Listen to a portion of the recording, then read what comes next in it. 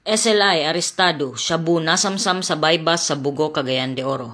Arestado ang dalawang individual sa ikinasang drug bypass operation na nagresulta sa pagkakakumpiska ng 4 na gramo ng hinihinalang shabu sa Zone 3 Bugo, Cagayan de Oro City nito lamang Disyembre 8, 2025. Kinilala ang mga sospek na si alias Adong, lalaki, 26 anyos at Am-Am, babae, 31 anyos at mga residente ng Zone 4 at Zone 6 Bugo, Cagayan de Oro City.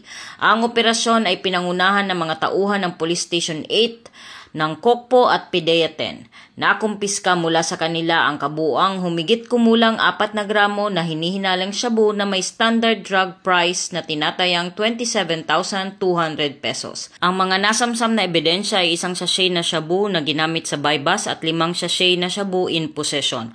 Bukod pa rito, nakumpiska rin ng isang black canister, isang lighter na kulay asul, drug paraphernalia at isang 500 peso bill na ginamit bilang bypass money. Ang dalawang naarestong sospek ay kasalukuyan ng nasa kustodiya ng Kokpo Police Station 8 para sa kaukulang disposisyon.